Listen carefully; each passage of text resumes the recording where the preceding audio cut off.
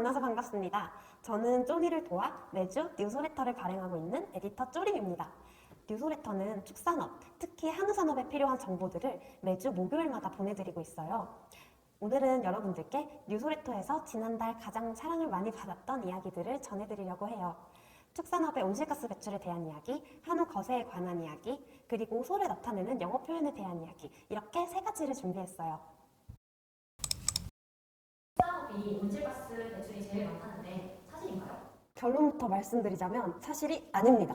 그렇다면 축산업이 온실가스를 가장 많이 배출한다는 인식은 어디서부터 시작되었을까요? 제가 어릴 때만 해도 지구온난화의 주된 원인은 화석 연료라고 배웠는데요. 지금은 육식을 하는 것이 환경오염을 일으키고 소가 방귀를 뀌는 것이 엄청난 환경오염을 일으킨다는 인식이 사회에 자리 잡고 있는 것처럼 보여요. 축산업이 온실가스를 많이 배출해 지구온난화에 막대한 영향을 끼친다는 인식은 아마도 2006년 UN 식량농업기구에서 발표한 가축의 긴 그림자라는 보고서에서부터 시작된 것 같아요. 이 보고서에 따르면 축산업이 전체 온실가스의 18%를 배출하고 축산업이 전 세계의 모든 운송수단이 배출하는 온실가스보다 더 많은 양의 온실가스를 배출한다고 해요. 그럼 18%는 어떻게 나온 수치일까요?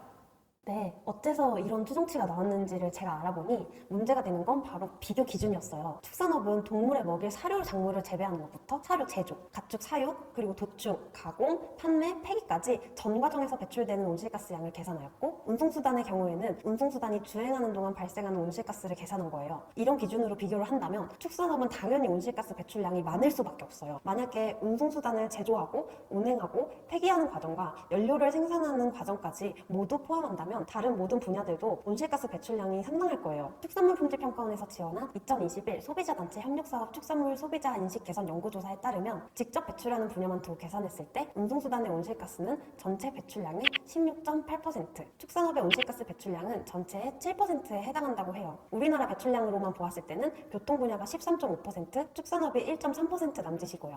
그렇다면 알려진 사실보다는 배출량이 적네요.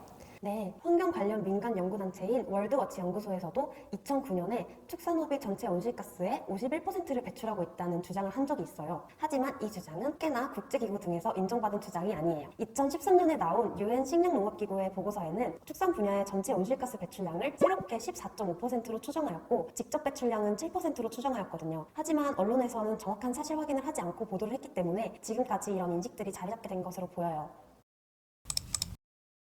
그럼에도 축산업이 온실가스를 배출한다는 점은 사실인데요. 배출량을 줄일 수 있는 방법은 어떤 것들이 있을까요?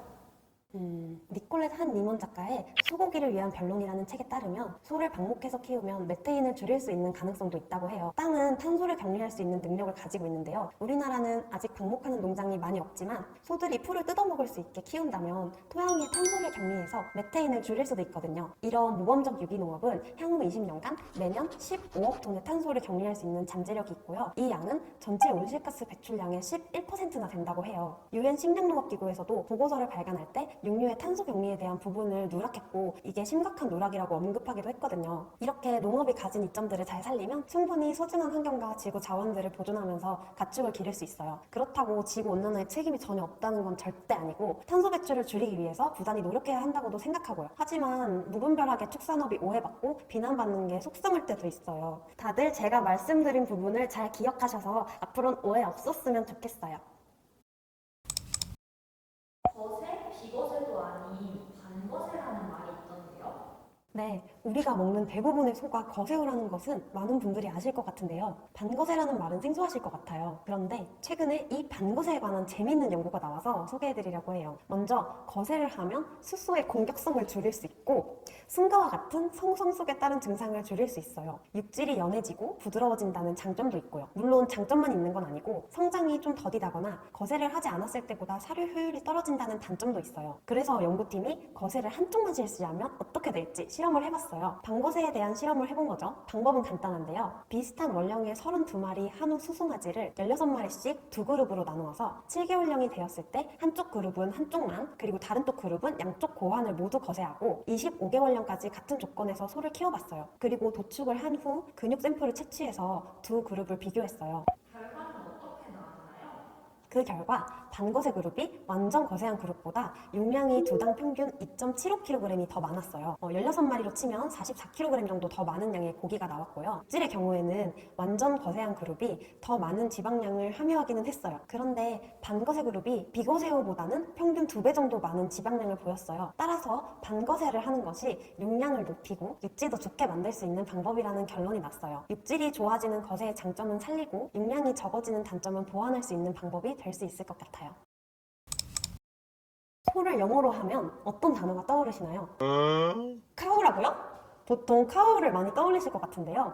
사실 카우는 새끼를 낳을 수 있는 암소만을 뜻한다는 거 알고 계셨나요? 우리나라에서 소를 초이무, 경산우, 거세우 이렇게 여러 가지로 나누어 부르는 것처럼 영미권에서도 소를 다양하게 부르고 있어요. 소를 나타내는 영어 단어 함께 알아보도록 할게요. 먼저 소, 그리고 여러 마리 소들이 있을 때는 캐틀이라고 말해요. 비슷하게 보바인도 형용사의 형태로 소의라는 뜻을 가져요. 그래서 우리가 흔하게 알고 있는 소해면상맥증의 약자가 BSE인데 이게 보바인 스펀지폼 엔세팔로파티의 약어이기도 하답니다. 다음은 송아지.